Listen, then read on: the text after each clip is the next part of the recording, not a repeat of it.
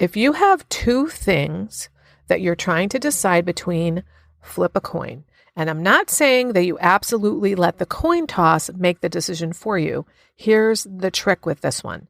When the coin lands, don't look at it and ask yourself, which one was I hoping it would be? Then you'll know which decision to make. Now, when I heard this, I thought, oh my God, that's brilliant. I love that, because what it does is helps us rely on our own intuition. It helps us get internal guidance. Hi, I'm Barb Nangle. I want to welcome you to my podcast, Fragmented to Whole: Life Lessons from 12-Step Recovery, where I help people heal their emotional, psychological, and spiritual wounds and make deep, lasting changes in their lives. I'm the founder and CEO of Higher Power Coaching and Consulting, LLC, where I coach people on how to develop healthy boundaries. On this podcast, I share my experience, strength, and hope from recovery. I don't support or endorse any particular 12-step recovery fellowship, and I don't claim to speak for any particular 12-step fellowship. I also don't believe that 12-step recovery is the only way to recover. You might need additional help. My hope is that you'll find my words concretely helpful in improving your life, whether you're in recovery or not. This is episode 171, 5 methods for how to make decisions for people in recovery. I hear really often from people in recovery that they have a very hard time making decisions. I found that having some methods for making decisions makes it so much easier for me. In fact, many of the tools of recovery that we talk about are actual methods for dealing with life, like a 10-step inventory, for example. So you might think of these decision-making tips I'm going to share as additional tools in your recovery tool shed. After I go into the methods, I will share an affirmation and a technique for you to use if you're the kind of person who freaks out when you need to make a decision. But before I share the tips, I want to share a couple of quotes. The first one I've stolen from the 1980 song Free Will by Rush. And it's this: if you choose not to decide, you still have made a choice. You not making decisions is not living your life on purpose. And that's what I am all about. One of the things recovery has given me is the ability to live my life on purpose. In other words, I'm an actor, not a reactor in my life. And I make choices about my life, which I wasn't able to do before recovery, or I didn't realize I was doing before recovery. And the second quote is by Raymond Charles Barker. And it's been on my bathroom mirror for the last 6 months. Quote, decisions require a calm acceptance of the necessary work to bring about that decision. End quote. I think that's one of the parts that scares most of us about decision making, the work we have to do to follow through on the decisions we make. I'll say more about our other fears that we have about making decisions in a moment. But when we make a decision, we're making a commitment, and commitments have been extremely difficult, if not impossible, for most of our lives for those of us in recovery. Now, I've learned a few things since I've been in recovery that have helped me tremendously in making decisions. I'm not saying that I can make a snap decision all the time, but I'm so much better than I used to be. I think in the past, I sometimes just wanted someone to tell me what to do. Even though I've always been pretty independent, there were times when I just want to be told, do this. But I think that's because I wanted someone to blame if the decisions didn't turn out the way I wanted them to. Now, I'm going to use an example decision that I've been grappling with since I've become an entrepreneur and do a lot of networking with other business people. This comes up for me because I am a connector by nature, and I am known in my circles of entrepreneurship for making connections for people in the world of entrepreneurship. But there's a difference between saying, hey, I know someone who does X, and saying, I recommend someone to do X.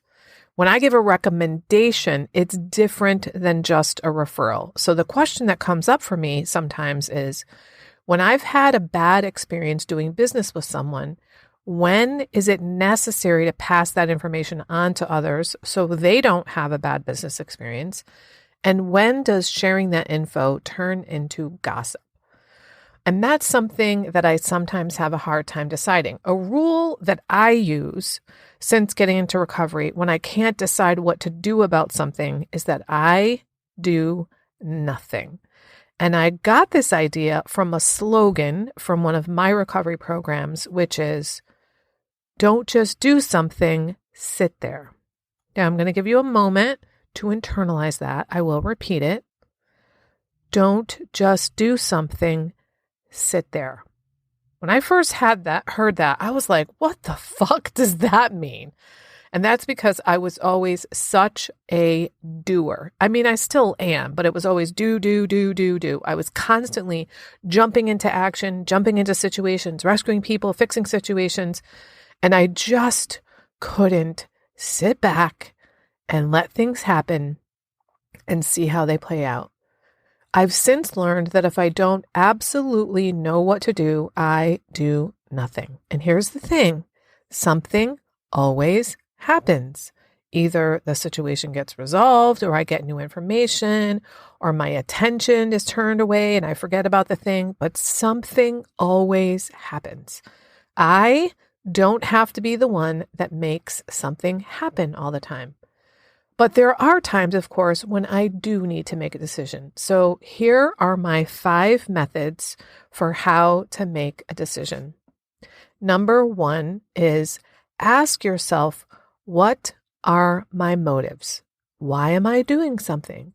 I'll use the example I gave a moment ago. If I'm going to share that I had a poor experience doing business with someone, what are my motives? If my motives are pure, which means I'm being a good and decent person and God would be proud of me, then I should go ahead with a decision to share.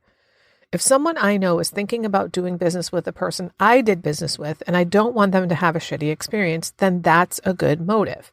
But if I'm just going around telling everybody, hey, I had a shitty business experience with this person for no reason other than to just spread negative news, my motives are not pure. It's just to make myself feel better or maybe to get revenge on them or something like that. Now, one caveat, if someone's safety were in danger or something like that, I would feel like my motives were pure. But I've actually never come across that kind of a situation in regard to this type of decision. Number 2, another question that I've learned to ask myself when making decisions is, does this serve me? And when I say that, I mean, does it serve my highest good? Remember that step 12 says we're trying to practice these principles in all our affairs. Now, technically, that refers to the principles of the 12 steps and 12 traditions. But I think in terms of my own personal principles, my own values, am I living them out? So when I'm trying to make a decision and I can't decide what to do, does it serve my highest good? I will go back to that same example. Now, I want to be a good and decent person. That is a value that I hold. And if I'm just going around bashing somebody's business, even if I'm sharing factual information just to spread bad news, that does not serve me because I want to live in alignment with my values. When I don't live in right alignment with my values, I am so much more likely to get back into my codependent behaviors and into my addiction. So it doesn't serve me. It does serve me, however, when I share with a friend who's thinking about doing business with XYZ business that I didn't have the best experience and I just wouldn't feel right not telling them. I'd ask them to let me know if they want me to give them more detail, and then, of course, I will. And that serves me because I'm looking out for my friend. Number 3, if you have 2 things that you're trying to decide between, flip a coin. And I'm not saying that you absolutely let the coin toss make the decision for you. Here's the trick with this one. When the coin lands, don't look at it, and ask yourself, which one was I hoping it would be? Then you'll know which decision to make. Now, when I heard this, I thought, oh my God, that's brilliant. I love that because what it does is helps us rely on our own intuition. It helps us get internal guidance. We're using the flip of the coin to help us access our intuition by realizing which one we wish it was. Now, let's say you actually don't have a preference. Then you do use the flip of the coin to make the decision. Most of the time, however, when we have a hard time making decisions, it's because we're afraid to make the wrong decision. That's where these last two tips I'm about to share come in really handy. These are both from Brooke Castillo from the Life Coach School. I've used them both a number of times since I heard them. So number 4 is assume that no matter which decision you make, it is going to come out awesome. And the reason this matters is because many of us have a hard time making decisions because we're trying to avoid making a bad decision. We're trying to prevent bad shit from happening. And it's not necessarily that we're trying to make good shit happen. So if you assume things are going to be great, no matter which decision you make, which one would you choose? And it's kind of the same as with the coin toss in that it helps you to go with your gut. If you assume things will turn out great and you go with the one you really want. Now, the reality is you are going to make some, quote, bad decisions in your life. You cannot prevent that entirely. But learning to trust your gut is one of the best decisions you will ever make in your life. Once you make a decision, you can never know what things would have turned out like if you had made a different decision. You just can't. It's impossible to discern all the implications of the decisions that we make and don't make in our lives. Number 5. This one is unbelievable to me that it actually works. And I know it does because I've used it. Ask your future self which decision to make. So pretend that it's 10 years from now and you have the knowledge and life experience of 10 years in the future and ask that version of yourself, which one of these should I choose? Now, it seems like, how could I do that? I'm not 10 years in the future, but every time I've tried it, it has actually worked. And I think it's because 10 years from now, so much shit that you worry about now won't matter.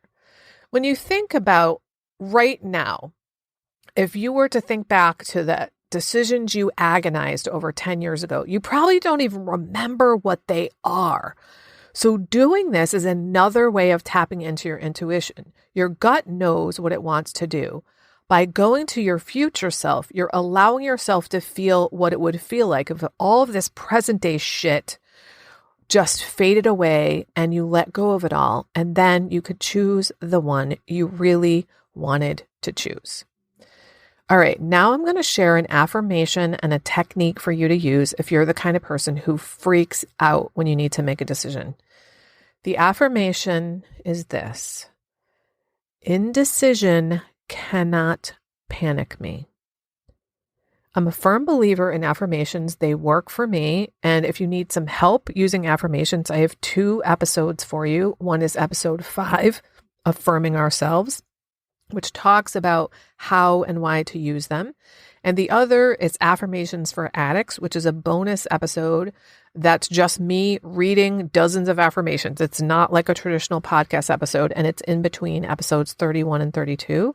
I will link both of them in the show notes. So again, the affirmation is indecision cannot panic me. And the technique I recommend you use to help yourself realize that indecision cannot panic you is to ground yourself. So here's one way to do that. It's best to sit while you're doing it, preferably on the earth, but the floor will do, or a chair if sitting on the floor isn't an option for you. Close your eyes. Take a nice deep breath in. Exhale deeply. Make sure you've caught your breath before you move on. And it might help to gently rest your hand on your chest. The point is to be very present with yourself. Feel where you're connected to the ground, whether it's your legs or your feet on the ground, and relax.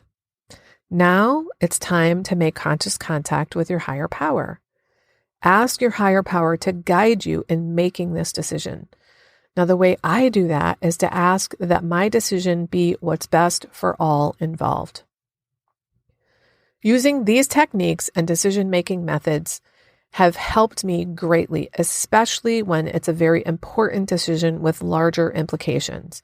And these methods keep me from second guessing myself, which is what so many of us want to avoid. Now, to recap, the 5 tips are: 1, what are my motives in making this decision? 2, will this decision serve me? 3, flip a coin and go with the one you hoped the coin would land on, or the one the coin actually landed on if you don't really care that much. 4, assume that either decision will turn out awesome and choose the one you really want. And 5, ask your future self, which one should I choose? I was recently reminded by a friend that when I first started recovery, I didn't feel lovable. I almost can't believe that I used to feel that way, and that I kind of forgot something so profound, because I truly love myself now. And I want that for everybody. If you don't love yourself, there's literally nothing that can make up for that. I created something exclusively for my private clients, since many of them don't love themselves. And I've now opened up my private vault to share it with up to 10 people individually. It's called the Self-Love Sprint. You'll grow to love yourself and truly feel worthy, so you can stop saying yes when you really want to say no, stop neglecting yourself and putting everyone else first. Stop saying all kinds of nasty shit to yourself. That is not what people who love themselves and feel deserving do. You'll stop being afraid that others will think that you're selfish for taking time to care for yourself. This is also for you if you don't really know who you are because you've always been such a fucking chameleon. Go to higherpowercc.com/love sprint. Remember, I'm only offering 10 of these, so don't wait.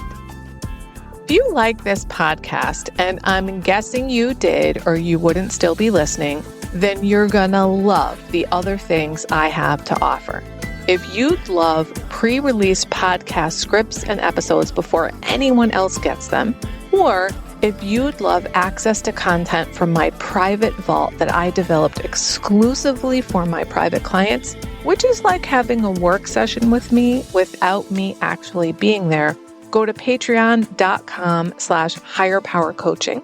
There are 3 tiers ranging from as low as $4 up to $24 a month. You'll also love my weekly newsletter, Friday Fragments, which has content very similar to the podcast. You can check it out at fridayfragments.news. That's fridayfragments.news. Please like and subscribe to my podcast on your favorite podcast outlet. I'd also love it if you'd leave a review, which you can do either in the show notes or on Apple Podcasts. It really helps other people find my podcast so they can get the benefits you've gotten from listening. If someone came to mind when you listen to this particular episode, please share it with them. And my favorite place to hang out on social media is Instagram. I'm at Higher Power Coaching. Please DM me there. I'd love to hear what you got from this episode. I run group and private coaching programs on building healthy boundaries. Whether you need help with boundaries in your personal, professional, or romantic life, I can help. Head on over to barbchat.net, where you can hop onto my calendar for a free 30-minute Better Boundaries consultation. My ideal client is someone who is ripe for change. If that's you, I would love to work with you. My goal with all my work is to help you make lasting changes in your life, like I've made deep, lasting changes in my life. Remember, it's never too late to recover. No one is beyond hope, and healing is possible. Thanks for listening.